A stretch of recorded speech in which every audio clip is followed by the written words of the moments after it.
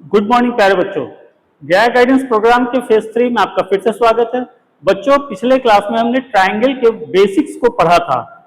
त्रिभुज चैप्टर के समरूपता, सर्वांग समता और क्षेत्रफल आदि के बारे में चर्चा की थी। आज हम 2026 पिछले साल, इस साल इनफैक्ट जो क्वेश्चन मैट्रिक के एग्जाम में जो क्वेश्चन आया था उस क्वेश्चन को ही हम आपको कराएंगे और आपको पता चल जाएगा कि त्रिभुज कितना इंपॉर्टेंट चैप्टर है। तो इस चैप्टर में जाने से पहले हम थोड़ा सा और आपको कुछ बताना चाहेंगे। जैसे आप लोग को हीरोन का फॉर्मूला, त्रिभुज का क्षेत्रफल निकालने के लिए आप लोग क्या किए थे?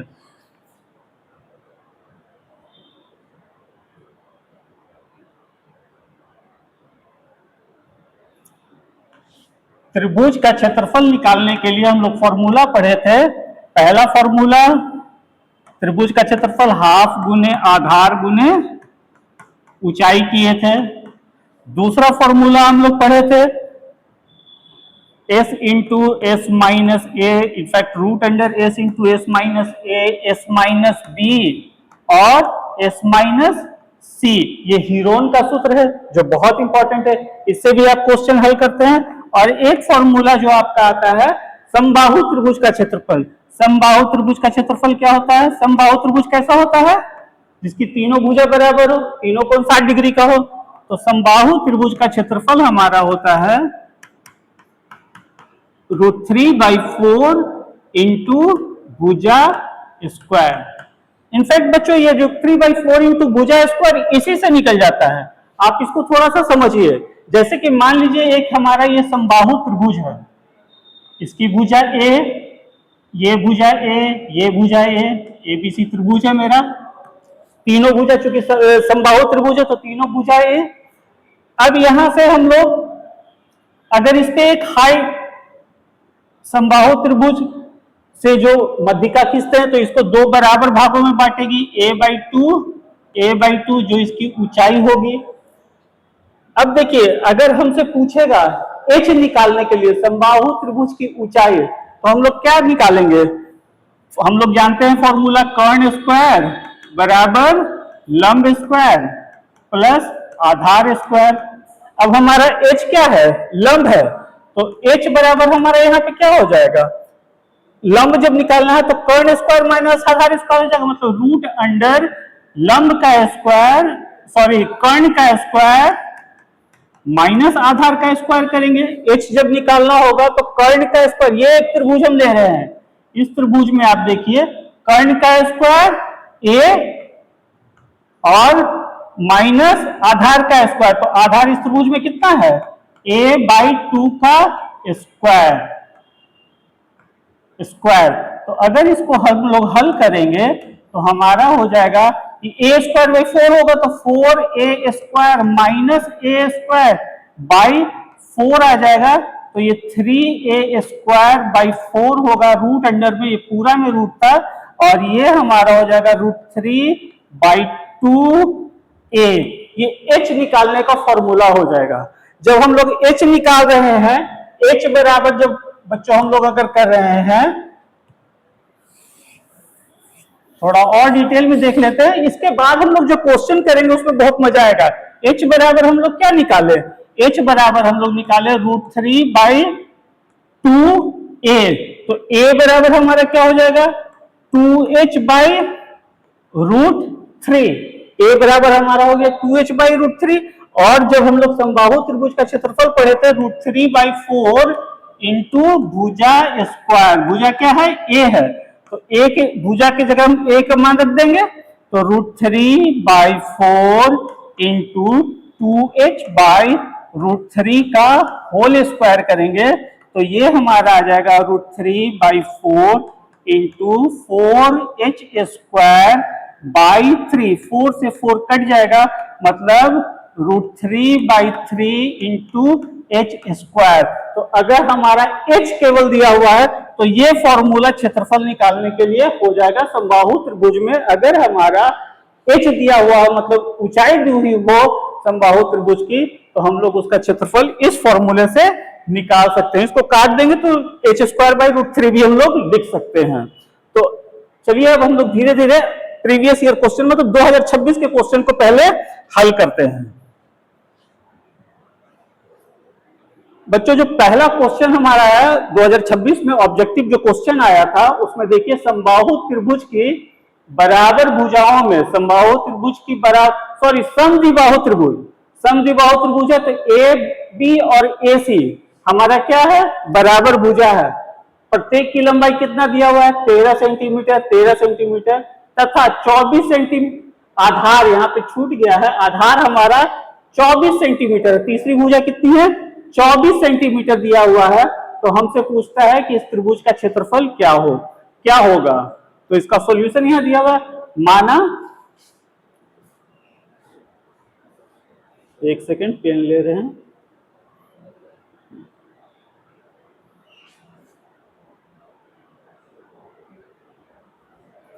हाँ, अब देखिए, माना समद्विबाहु त्रिभुज एबीसी है, ए बी बराबर ए सी 13 सेंटीमीटर दिया हुआ है, ए बी और ए सी 13 सेंटीमीटर है, और बीसी कितना दिया हुआ है, 24।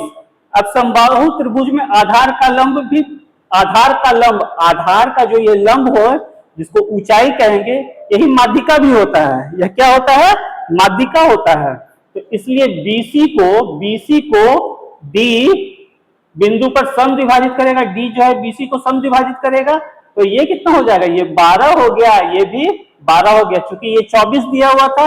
अब समकोण त्रिभुज ए बी डी से निकालिए, या समकोण त्रिभुज ए डी से, किसी भी समकोण त्रिभुज से आप निकाल लीजिए। पाइथागोरस प्रमेय का जो फॉर्मूला होता है, कर्ण स्क्वायर ए बी स्क्वायर हो गया बराबर लंब स्क्वायर प्लस आधार का स्क्वायर, लंब स्क्वायर प्लस आधार। तो 13 का स्क्वायर बराबर क्या हो जाएगा, एडी का स्क्वायर प्लस 12, एडी का स्क्वायर प्लस 12 का स्क्वायर करेंगे।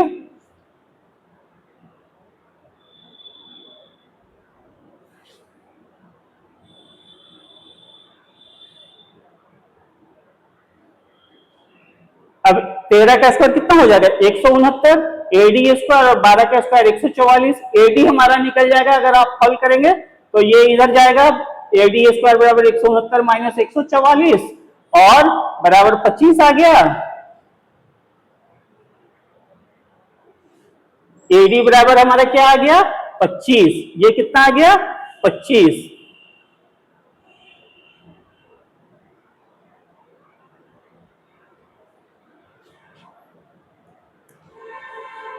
अब क्षेत्रफल बराबर क्या होता है, हाफ गुने आधार गुने ऊंचाई। हाफ आधार हमारा कितना था, 24, और ऊंचाई कितना था, 5। तो 2 से 12 बार में कटाइए, 12 गुने 5 कितना हो गया, 60। तो त्रिभुज का क्षेत्रफल हमारा क्या आ गया, 60 सेंटीमीटर स्क्वायर, जो हमारा ऑप्शन बी नंबर था। समबाहु त्रिभुज में इस बात को ध्यान रखिएगा, समबाहु त्रिभुज में आधार का लंब समद्विबाहु त्रिभुज में आधार को क्या करता है, समद्विभाजित करता है। इस बात का ख्याल रखिएगा, आगे क्वेश्चन में भी काम आएगा। बच्चों इस क्वेश्चन को हम लोग अगर इतना नहीं निकालते तो हीरोन का जो फॉर्मूला है root under S into S minus A S minus B into S minus C, इससे भी निकाल सकते थे। कैसे निकालते, तो एस हमारा क्या हो जाता है, मान लीजिए ए है, बी है, सी है, तो ए प्लस बी प्लस सी करते, तो एस हमारा निकलता क्या, एस बराबर हो जाता 13 प्लस 13 प्लस 24 और बट्टा में 2, तो 13 दूनी 26, 4 30 20 50 बटा 2, एस हमारा आ जाता 25। अब फिर 25 माइनस 13 करते, फिर 25 माइनस 13 करते एस माइनस बी, और 25 माइनस 24 कर देते, क्योंकि ये पूरा हमारा कितना था, 24 था। तो ये आ जाता हमारा रूट अंडर 25, और 25 में से 13 गया 12, फिर गुने 12, चूंकि 2 भुजा 13 13 था, और इंटू 1। अब इसको आप हल कीजिएगा तो 5 गुने 12 मतलब 60। तो आप चाहे तो इस तरह से निकालिए, या इस फॉर्मूले से भी निकाल सकते थे इस क्वेश्चन का आंसर। तो आपको सारा चीज पता होना चाहिए। चलिए अब हम लोग सेकंड क्वेश्चन में चलते हैं।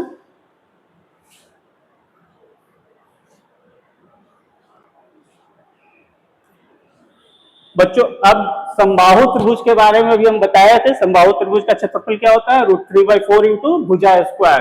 अभी दिया हुआ है समबाहु त्रिभुज का क्षेत्रफल 36√3 है। तो इसकी परिमिति क्या होगी?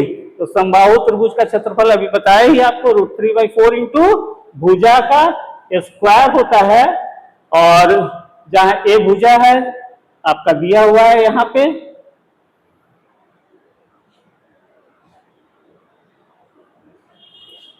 अब क्षेत्रफल आपका दिया हुआ, मतलब √3/4 इंटू भुजा स्क्वायर बराबर 36√3, ये आपका फॉर्मूला से हो गया। समबाहु त्रिभुज का क्षेत्रफल √3/4 इंटू भुजा स्क्वायर कितना दिया हुआ है? 36√3। तो ए स्क्वायर बराबर क्या हो जाएगा? आप इसको काटपुट कीजिएगा, ये नीचे वाला ऊपर चला जाएगा, ऊपर वाला नीचे, मतलब गुना वाला भाग में आ जाता है, भाग वाला गुना में आ जाता है। तो ए बराबर हमारा आ जाएगा 12, और समबाहु त्रिभुज है, एक भुजा 12, मतलब तीनों भुजा इसकी 12 होगी, तो 12 तिया कितना हो जाएगा? समबाहु त्रिभुज की परिमिति 3 इंटू भुजा हो जाएगा, 12 गुने 3 बराबर 36। तो हमारा आंसर कौन सा हो जाएगा? सी। तो समबाहु त्रिभुज के क्षेत्रफल से हम लोग भुजा निकाल लिए, और उसके बाद हम लोग परिमिति निकाल लिए 3 इंटू भुजा। तो ये आसान क्वेश्चन था बच्चों। आपसे इस एग्जाम में, मैट्रिक के एग्जाम में त्रिभुज चैप्टर से बहुत सारे क्वेश्चन पूछे जाते हैं। इनफैक्ट आप 20, 25, कभी कभी 30 क्वेश्चन तक पूछे जाते हैं। तो त्रिभुज चैप्टर को आप अच्छे से कर लेंगे तो आपके लिए बहुत बेहतर होगा।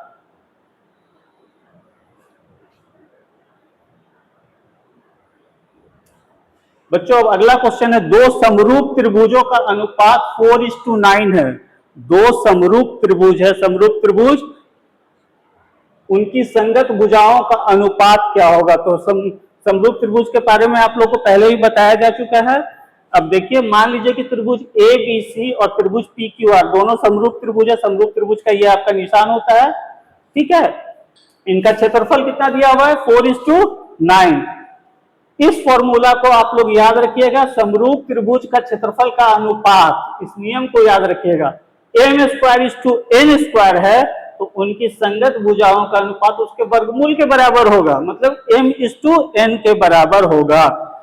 समरूप त्रिभुज अगर दिया हुआ है, उनके क्षेत्रफल का अनुपात m²n² है। क्षेत्रफल समरूप त्रिभुज दो है, क्षेत्रफल का अनुपात m²n² है, तो उनकी भुजा का अनुपात क्या होगा? m/n। इस बात को ख्याल रखिएगा, अक्सर इससे क्वेश्चन एग्जाम में आपसे पूछा जाता है। यहाँ पे उसको इंपॉर्टेंट में लिख दिए हैं, यदि क्षेत्रफलों का अनुपात m²n² हो तो भुजाओं का अनुपात m/n होगा। तो हम लोग का क्षेत्रफल का अनुपात कितना दिया हुआ था? 4:9, जिसको हम लोग लिख सकते हैं 2 का स्क्वायर 3 का स्क्वायर। तो 2 का स्क्वायर 3 स्क्वायर, ये m² हो गया, ये n² हो गया। हम लोग को लिखना क्या है? m/n, मतलब 2:3। इसका रूट निकालना था, 2² बटा 3² है, इसका रूट हम लोग निकाल देंगे तो कितना हो जाएगा? 2/3। यहाँ पे उसी को लिखा हुआ है 4:9 को 2² 3², अतः संगत भुजाओं का अनुपात 2:3, जो हमारा ऑप्शन नंबर डी होगा। इसी बात को यहाँ पे भी लिख दिए हैं, समरूप त्रिभुजों में भुजाओं का अनुपात क्षेत्रफलों के वर्गमूल के बराबर होता है। जो क्षेत्रफल का अनुपात होता है, तो भुजा का अनुपात उसके वर्गमूल के बराबर होगा।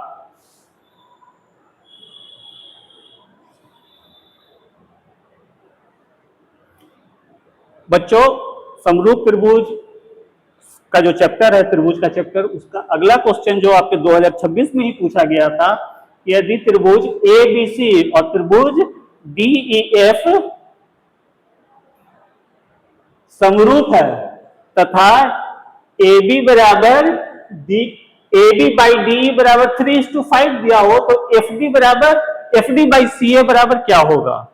AB/DE आपका दिया हुआ है, ये दोनों त्रिभुज क्या है? समरूप है। AB और DE दिया हुआ है, कितना दिया हुआ है? 3:5। तो समरूप त्रिभुज का इस नियम को आप फिर से याद कर लीजिए, यदि दो त्रिभुज समरूप होते हैं तो उनकी संगत भुजाओं का अनुपात समान होता है। मतलब इसका अनुपात और इसका अनुपात, ये दोनों संगत हुआ, AB और DE। फिर BC और EF, ये भुजा का और ये भुजा दोनों आपस में संगत भुजा है। और CA और FD, और ये भुजा आपस में क्या है? संगत है। आपका क्वेश्चन में दिया हुआ है A B by D E, A B by D E बराबर आपका दिया हुआ है 3/5। समरूपता में संगत भुजाओं का अनुपात समान होता है, तो A B by D E बराबर आपका हो जाएगा C A by F D के। इधर से लोग सी ए पढ़े, एफ डी पढ़े, C A by F D के। तो दोनों हमारा A B by D A किसके बराबर है? C A by F D के, जो दिया हुआ है कितना? 3:5। अब C A by F D जो है हमको लेकिन निकालना क्या है? F D by C A. यहाँ पे क्वेश्चन में क्या दिया है? एफ डी, मतलब पहले इसको लिखा है फिर इसको लिखा है, तो एफ डी बाई सी ए करेंगे तो क्या हो जाएगा? एफ डी बाई सी ए करेंगे तो पहले इसका ये भी 3:5 में आ गया था, तो एफ डी क्या हो जाएगा हमारा? 5 और सी ए क्या हो जाएगा? 3। तो एफ डी बाई सी ए हमारा आंसर क्या हो जाएगा? 3/5 की जगह क्या हो जाएगा? 5/3। ये 3 था, ये 5 था, ये भी 3 था, ये 5 था। अब लेकिन हमसे इसका और इसका अनुपात पूछ रहा है, मतलब एफ डी और सी ए का अनुपात पूछ रहा है, 5/3 हो जाएगा, सिंपल।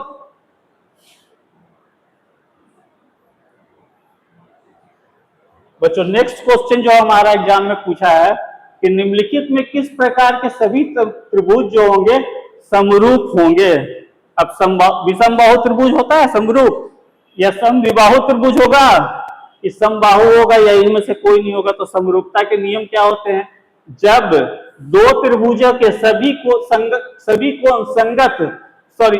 जब दो त्रिभुजों के सभी संगत कोण बराबर हो तथा उनकी संगत भुजाएं समानुपाती हो, तब वे त्रिभुज क्या कहलाते हैं?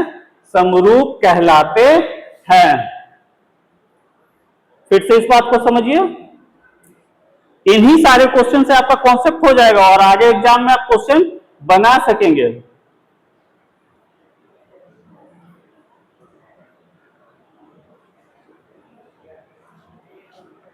दो त्रिभुज समरूप कब हो गए? क्या बोलता है? जब दो त्रिभुजों के सभी संगत कोण बराबर हो, ये कोण इसके बराबर हो, ये कोण इसके बराबर हो, ये कोण इसके बराबर हो, ये संगत कोण हुआ बराबर हो तथा उनकी संगत भुजाएं समानुपाती हो, मतलब ये भुजा, ये भुजा, ये भुजा, ये भुजा और ये भुजा और ये भुजा आपस में क्या होंगे? समानुपाती होंगे। हमारा ऑप्शन में पूछ रहा है निम्नलिखित में किस प्रकार के त्रिभुज समरूप होते हैं? तो समरूप के बारे में शर्त हम लोग समझ लिए। तो पहला है विषमबाहु त्रिभुज। विषमबाहु त्रिभुज समरूप होंगे, तो आप देख लीजिए इसमें तो तीनों भुजाएं असमान होती हैं, तो ये होने का सवाल ही नहीं है। सभी विषमबाहु त्रिभुज समरूप नहीं होते हैं, तो ये ऑप्शन कट गया। सेकंड ऑप्शन है समद्विबाहु त्रिभुज। समद्विबाहु त्रिभुज में दो भुजाएं बराबर होती हैं परंतु शीर्ष कोण अलग अलग हो सकते हैं, इसलिए ये भी नहीं होगा। क्योंकि हम लोग को यहाँ पे क्या सीखे कि संगत कोण क्या होना चाहिए? बराबर होना चाहिए। इसमें ये कंडीशन फुलफिल नहीं हो रहा है। अब समबाहु त्रिभुज में तीनों भुजाएं क्या होती हैं? बराबर होती है। ये इसके जब बराबर है तो समानुपाती भी होगी और तीनों कोण सेम होता है, संगत कोण बराबर होता है। तो समबाहु त्रिभुज हमारा क्या हो जाएगा? समरूप त्रिभुज हो जाएगा। तो हमारा आंसर क्या हो जाएगा? समबाहु त्रिभुज। याद रखें सभी समबाहु त्रिभुज समरूप होते हैं। समबाहु त्रिभुज हमेशा क्या होगा? समरूप होगा।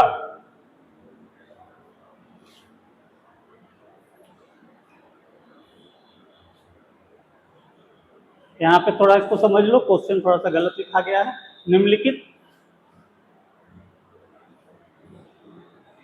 निम्नलिखित में कौन सा विकल्प पाइथागोरियन ट्रिक नहीं है? पाइथागोरस थ्योरम आप जानते होंगे, कर्ण स्क्वायर बराबर क्या होता है? लंब स्क्वायर प्लस आधार का स्क्वायर। कर्ण स्क्वायर बराबर क्या होता है? लंब स्क्वायर प्लस आधार का स्क्वायर। तो बोल रहा है कि इसमें से कौन सा पाइथागोरस का थ्योरम है? मतलब कि कर्ण स्क्वायर बराबर लंब स्क्वायर प्लस आधार स्क्वायर के शर्त को पूरा करता है। तो अब यहाँ पे हम लोग अलग अलग करके देख लेते हैं। यहाँ पे 3 पूर्णांक एबीसी पाइथागोरियन ट्रिक है जो ए स्क्वायर प्लस बी स्क्वायर बराबर सी स्क्वायर, वही कर्ण स्क्वायर बराबर लंब स्क्वायर प्लस आधार स्क्वायर। अब पहला ऑप्शन हमारा 12, 35 और 37 दिया हुआ है, तो 12 का, इसमें हम एक शॉर्ट ट्रिक भी बताएंगे, अभी पहले आप इसको समझ लीजिए। 12 का स्क्वायर और 35 का स्क्वायर, इन दोनों को गुना करे, स्क्वायर करके जोड़े तो हमारा 1369 आया, और 37 का स्क्वायर भी करेंगे तो 1369 आया। तो ये पाइथागोरस थ्योरम को, ट्रिक को पूरा करता है। अब 28 का स्क्वायर और 45 का स्क्वायर करेंगे तो 784 और 2025 आएगा, टोटल आएगा 2809, फिर 53 का स्क्वायर करेंगे तो 2809, मतलब कि ये दोनों का स्क्वायर इसके स्क्वायर के बराबर है। यहां पे भी इन दोनों का स्क्वायर का ऐड इसके बराबर है। इसका स्क्वायर और इसका स्क्वायर करेंगे तो ये भी बराबर होगा, 42 25 आता है, 42 25 आता है। लेकिन जब इसका हम लोग करते हैं 17 का स्क्वायर और 61 का स्क्वायर दोनों को जोड़ते हैं तो 69 के स्क्वायर के बराबर नहीं होता है, क्योंकि ये 4010 हुआ था और 47, तो ये हमारा पाइथागोरियन ट्रिक नहीं है। तो इतना तो हम लोग को करना पड़ता है लाचारी में। सबसे शुरू में हम लोग क्या करेंगे कि इकाई के स्थान को हम लोग स्क्वायर करके देखेंगे। जैसे बच्चों यहाँ पे अगर 2 दूनी इसका स्क्वायर करेंगे तो लास्ट में 4 आएगा, 5 5 25, इसका 5 आएगा, और यहाँ 7 7 49, तो जब इसका जोड़ेंगे तो लास्ट वाला डिजिट 9 आएगा। तो ये हो सकता है कि पाइथागोरियन ट्रिक है, ये हम शॉर्ट ट्रिक बता रहे हैं आपको। फिर इसको देखिए 28 का स्क्वायर और 45 का, तो 28 88 64, 4 आता है लास्ट में, और यहाँ 5 आएगा, और यहाँ 3 3 9 आएगा, इसका स्क्वायर करेंगे तो 4 और 5 कितना होता है 9, ये भी हो सकता है। इसमें देखिए 6 6 36, लास्ट में 6 आएगा, फिर 63 का 3 3 9 करेंगे तो 9 6 15 होता है, 5 का स्क्वायर करेंगे तो लास्ट में, मतलब इसके भी लास्ट में 5 है, इसके भी लास्ट में 5 है, तो ये भी संभव था। अब देख लेते हैं ये है कि नहीं। तो इसके लास्ट में क्या आएगा 7 7 49, और 1 का स्क्वायर के लास्ट में क्या आएगा 1। अब इन दोनों को जोड़ेंगे तो लास्ट में आना चाहिए 0, लेकिन यहाँ पे नहीं होगा क्योंकि 9 का स्क्वायर करेंगे तो 1 आता है, तो 0 डज नॉट इक्वल टू 1। तो हमको इतना करने का जरूरत नहीं था, आराम से इसका हल हम लोग निकाल सकते थे शॉर्ट में भी। चूंकि ये ऑब्जेक्टिव क्वेश्चन है तो इसमें हमसे ज्यादा बनाने का जरूरत नहीं है, सिर्फ आंसर बनाना होता है। एक और क्वेश्चन देखते हैं बच्चों, यहां पे दिया हुआ है त्रिभुज की समानता के बारे में।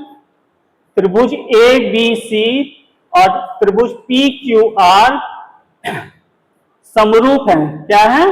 समरूप है, तथा उनकी परिमितियां, परिमिति कितना दिया हुआ है 32 और 24, इनकी परिमिति कितना दिया हुआ है 32 और 24 दिया हुआ है।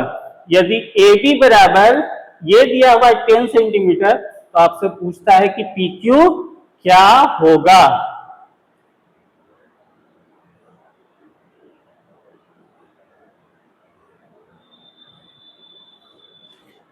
बच्चों एक आसान क्वेश्चन है, आप थोड़ा सा ध्यान दीजिए। ए बी सी और पी क्यू आर समरूप है, संगत भुजाओं का अनुपात समान होता है। जब संगत भुजाओं का अनुपात समान होगा तो इसका मतलब कि इनकी परिमिति, मतलब ये तीनों का ऐड भी जो होगा, परिमिति क्या होता है तीनों भुजाओं का जोड़, तो इनका परिमिति का अनुपात भी क्या होगा समान होगा। तो त्रिभुज ए बी सी 32 और त्रिभुज पी क्यू आर 24 है, तो इनका समानुपात क्या हमारा निकलेगा 32:24, 32/24 हो जाएगा। इसको काटेंगे तो 8 से काटेंगे, 8 छक्के 32, 8 तिया 24, तो 4/3 आ गया हमारा इनका समानुपात। इस त्रिभुज और इस त्रिभुज के परिमिति का अनुपात क्या आ गया हमारा 4/3। तो अभी हम लोग पढ़े थे कि समान त्रिभुजों में संगत भुजाओं का अनुपात परिमितियों के अनुपात के बराबर होता है। मतलब कि ए बी और बट्टा पी क्यू जो होगा वो उसकी परिमिति के ही अनुपात के बराबर होगा, मतलब 4/3 होगा, 32/24 यानी 4/3 होगा। अब A B by P Q हमारा 4/3 हो गया, जिसमें ए बी हमारा कितना दिया हुआ है, ए बी का मान हमारा यहाँ पे कितना दिया हुआ है 10 दिया हुआ, तो ए बी का मान यहाँ पे हम लोग रख दिए 10 बाई पी क्यू बराबर 4/3। इस तरह से पी क्यू हमारा निकलेगा, ये इधर जाएगा और ये इधर आएगा, पी क्यू बराबर 10 × 3/4 हो गया, 15/2 आ जाएगा। तो हमारा आंसर क्या हो जाएगा 15/2। तो जब हम लोग त्रिभुज की परिमितियों का अनुपात दिया हुआ था, परिमितियां दी हुई थी और ये दिया हुआ था, तो ये हम लोग निकाल सकते हैं कब, जब त्रिभुज एबीसी और त्रिभुज पीक्यूआर समरूप हो। बच्चों ये हमारा 2026 का क्वेश्चन है, इसको आप लोग मिस नहीं करेंगे। अब एक बहुत आसान क्वेश्चन, 6√3 सेंटीमीटर भुजा वाले ऊंचाई वाले समबाहु त्रिभुज का क्षेत्रफल। तो समबाहु त्रिभुज का क्षेत्रफल आपको हम बताया ही थे अभी, √3/4 इंटू भुजा स्क्वायर